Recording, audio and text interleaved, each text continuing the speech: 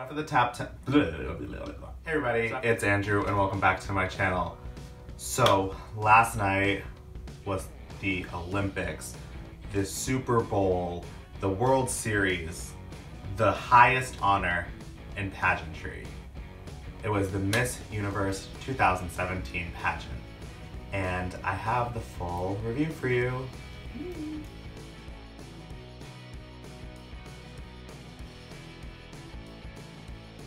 Alright, it wouldn't be a pop culture segment without some champagne. There we go. Alright, cheers to Miss Universe 2017.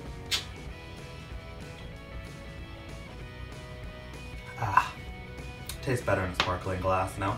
So last night, the big event took place in Las Vegas at the Planet Hollywood Resort and Casino. And this is really what pageant freaks like myself have been waiting for all pageant year. This pageant is the top. This is as high as you can go. Miss Universe, duh. The way you prepare for the Miss Universe pageant is you watch a prelim show. Miss Universe also does the national costume competition, which we'll go over a little later on the winner on that. So through prelims, you pick your favorites and then the live show happens. So let's start from the beginning. The opening, the stage. The stage was beautiful. One of the best stages I liked. I mean, 2015 and 16 are always going to be my favorite. I like the triangle with the stage around it, but this was pretty cool as well. And Steve Harvey returned as host. This is the third year, and probably his best year, I think. There's some weird quirks about Steve Harvey that I'm not a big fan of, but he did well. He was joking. He was a lot more relaxed. Obviously, they played up on the 2015 incident where he crowned Miss Colombia instead of Miss Philippines, which was a whole debacle, but they moved on. It is fine. So Ashley Graham was back again this year. This time she was joined with Carson Kressley and Lou Sierra. Carson is known for being on Queer Eye for the Straight Guy. I think he's a fashion designer. And then Lou is the runway coach for the girls. So they had some cool insight backstage, kind of giving commentary the entire show. So this year they had 92 contestants, which is the most they've ever had in a Miss Universe competition. It was huge. So many girls. One thing I didn't like that they did was they split the girls into geographical regions. So they had the Americas, so North, South, Central America. Then they had Europe, they had Africa and Asian Pacific, and then, those are the regions. And what they promised was that 4 girls from every region will move on to the top 16. And then they'll have 4 wild card spots. I think that's total bullshit. Sorry, excuse my French, but I think it is crap. The top 16 girls should be the top 16 performers regardless of whatever region they may come from, regardless. It should not matter. I get it, they're trying to be inclusive and have girls from all over the world be able to compete, but this isn't a fairness competition, this isn't a game. You know, this is a competition, and it shouldn't be that, you know, if all top 16 girls were from Africa, then all of them should have been from Africa. So after they introduced the girls to us, they brought back out Miss Universe 2016 Iris Mitanar, but she was crowned in 2017, but she was still Miss Universe 2016. I don't know, it was super confusing. I like her a lot. She seems very sweet and very kind of put together, very cheeky. I liked her a lot. She was great. Also, before they announced the top 16, they did a whole segment about Miss Iraq. It's very cool. Iraq hasn't competed in the pageant in 45 years. She was the first one back in that time. So, well before my time, so I've never seen a pageant with Miss Iraq in it. This is due to the war, due to their religious beliefs, and finally they send a girl. It was kind of making it seem like, okay, she's gonna be in the top 16. Spoiler alert, she was not. But it was very nice that they decided to do a spotlight on her to show us, you know, Iraq is back. So after that, it was time for the all-important top 16 reveal. So they revealed them in their regions, which is annoying. So this, I'm gonna have to read from my paper, because that's a lot of girls to remember. So they started with Africa and Asia. First girl they called up was Thailand. So they do a little interview every time they call a girl up, and it makes it take so much longer, so it's really unnecessary, especially since they focus on them throughout the entire competition, but whatever. So Thailand gets called up, and she kept calling Steve Harvey. She was calling him by his last name. But whatever. Next up was Sri Lanka. Steve asked her about her 8 cats. Alright. Then next up was Ghana, another surprise to me. She said in her interview that she didn't know if she would laugh or cry if she got crowned Miss Ghana, but she knows if she wins Miss Universe that she's gonna laugh the entire way. It's like, alright, cool, I'm on board, Ghana. And then next up was my favorite, South Africa. She talked about how all the girls were asking her if she had a pet lion, and she said no. And she talked about how it's very safe in South Africa and everybody should come on safari. So those were the 4 African, Asian, Pacific girls. So next it was the Europe girls. And first to make the top 16 from Europe was Spain. And she thanked her whole family watching home and the ones that traveled to Vegas with her. Next was Ireland. And she talked about her grandmother and how much her grandmother means to her, and that the best piece of advice she got from her grandmother is, you never fail until you give up, which is a nice little quote. I liked it. After that was Croatia, who was the tallest contestant, standing at 6'1". And finally was Great Britain, and she talked about how throughout the pageant she's kind of acted as an empowerment coach to the girls, kind of helping them get some stress out, which is pretty cool. So after, we traveled finally to the Americas. First was, obviously, Colombia. Every year Colombia makes it. And they talked about how when she was a kid she used to memorize Academy Award speeches. Woman after my own heart. I'm there with you, sister. I do it all the time. Next was USA, and she talked about her degree in chemistry and astrophysics and how she works for the government. I think it's a tired story, but that's because I have to remember I watched Miss USA, and it's pretty much the same story just going on to Miss Universe. Next was Brazil, and she has huge hair, kind of like Miss USA. Actually, it's kind of funny that they're called right after each other because they look exactly the same. She talked about how she was bald for a year, and she did it because she felt beautiful, and she doesn't need hair to feel beautiful. And then finally, from the Americas was Canada, another favorite of mine. And she talked a lot about swimming with sharks, and she invited Steve Harvey to swim with the sharks with her, and he politely declined. So then it was time for the wild card picks. So first was Philippines.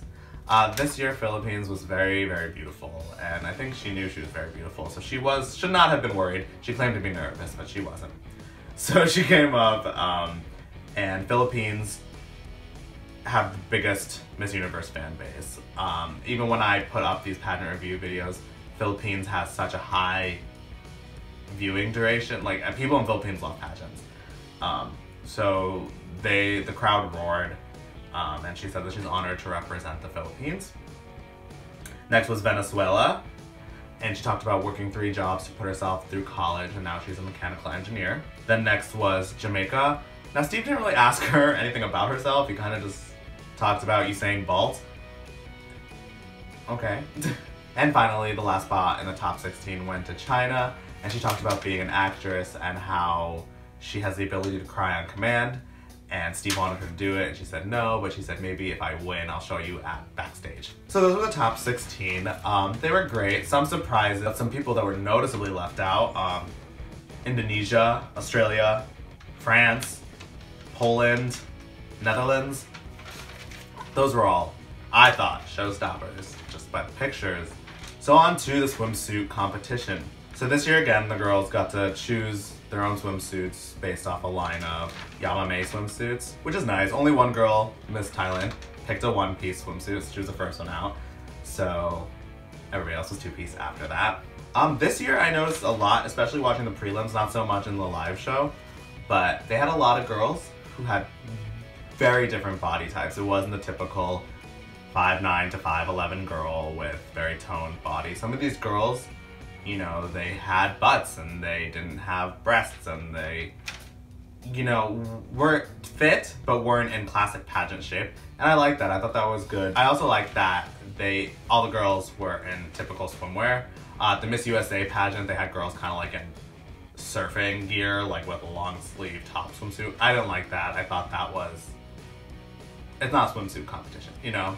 So this year, even though they had some girls in one pieces, everybody was in an actual swimsuit. It was a very classic beauty pageant. So naturally, after the swimsuit competition, it's time to narrow the field down again to the top 10. To start off the top 10, every girl gets another little focus on themselves, and they get a little package where they get to know them better. So first up was Venezuela, and she talked about what it's like working in a very male-dominated field. She's a mechanical engineer and just talks about, being grateful and whatnot, pageant stuff. And then was USA. She talked about how her love for science started very young, but she wasn't very good at math, and math and science go hand in hand. So she started a program for young kids who are very interested in science to kind of speed up the process. Next was Philippines. She talked about how much she loves the ocean, and she's always lived by the ocean, and now she has a coffee shop, I think on the ocean. I'm not sure, they didn't specify, but I'm assuming so. Next was Canada. She talked about not giving up, and that the only time in life she really felt like throwing in a towel was when she was earning her engineering degree. I hear you, girl. That sounds really hard, and that's why I chose for a life of internet fame. Next was South Africa. She talked about after being crowned, she was held at gunpoint, and that they took her car, her cell phone, they wanted to take her, but something came over her and she knocked the dude, I'm assuming, woman, in the throat, whoever, and was able to get away. Sounds like a terrifying experience. Next was Spain.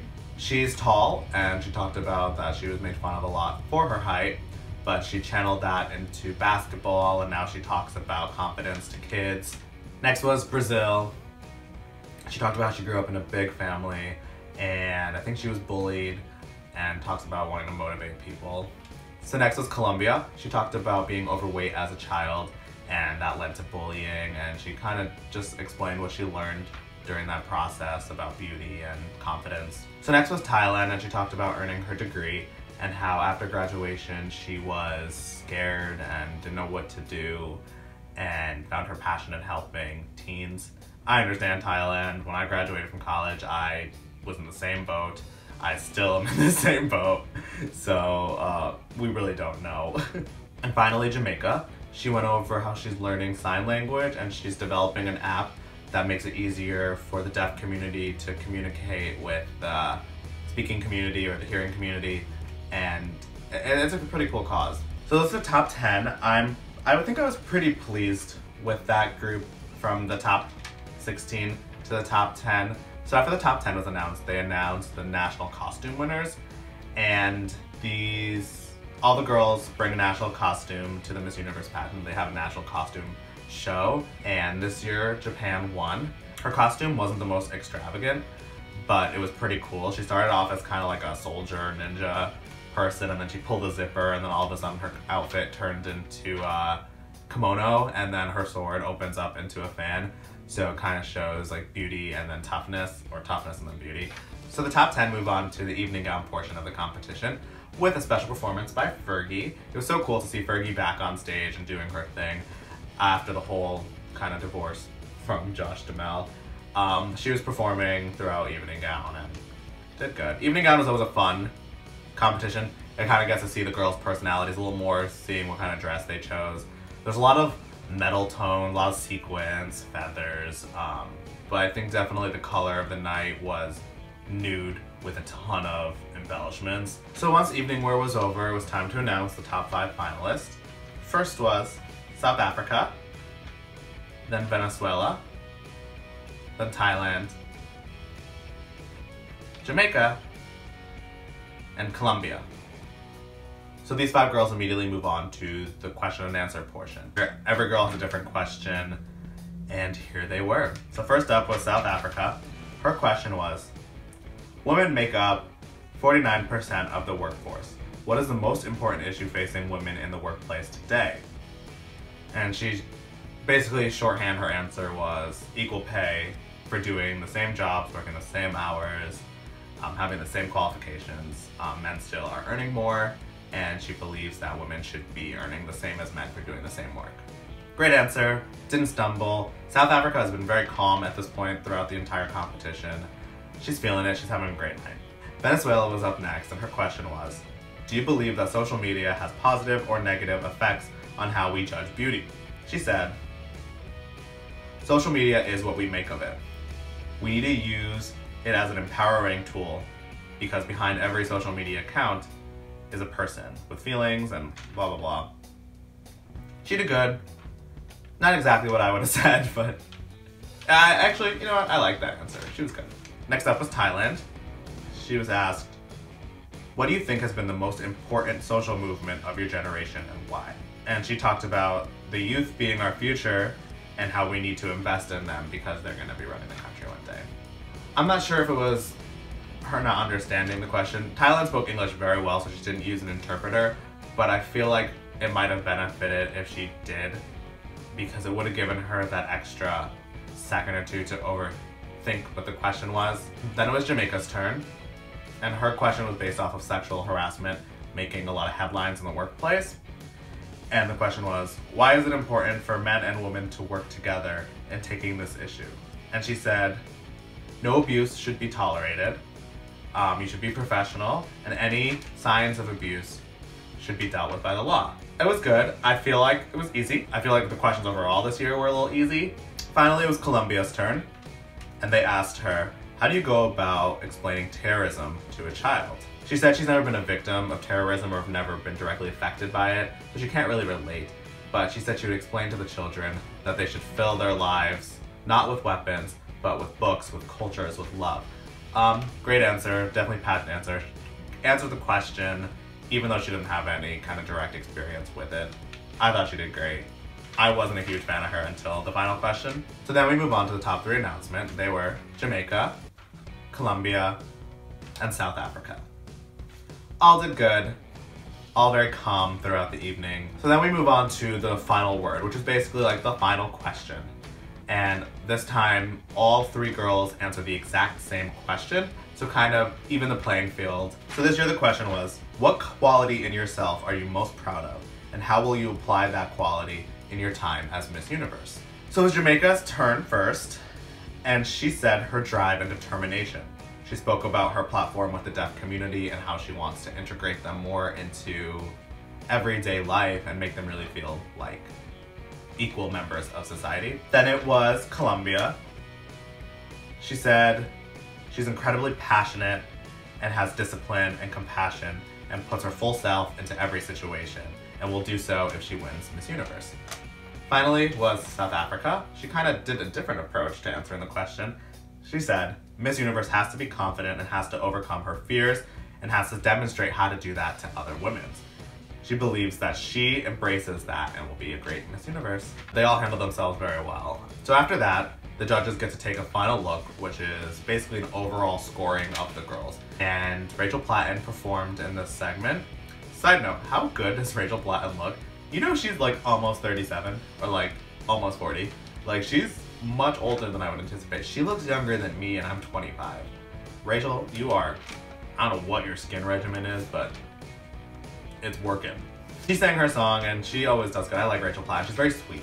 So after that, Miss Universe 2016, Iris Mittenaere takes her final walk as the current Miss Universe. They go over her year again and she thanks everybody involved with making her year what it was. It is a little sad to me because I feel like Iris got a little gypped. She didn't get a full year. Something must have happened back in 2016 where they couldn't hold the Miss Universe pageant until January of 2017. So technically she only got 10 months as the current Miss Universe. But she did fantastic and I liked her a lot. She's one of my favorites. But it's time to crown a new one. And that's exactly what happened next. So they brought all the finalists back on stage and they have the top 3 in the front. And they announced the second runner-up as Miss Jamaica. So then it's down to Colombia and South Africa. So Steve announces that Miss Universe 2017 is South Africa, and I'm super excited because I picked her a couple of days ago before the pageant. When I looked at all the pictures, I was like, I think that girl has something, and she became my favorite at that point. So it was pretty cool. That's the first time that's ever happened to me in a pageant. Normally I'm off. Colombia did amazing too. She really sold it to me in the question and answered portion. She did incredible and she deserved her spot as first runner-up.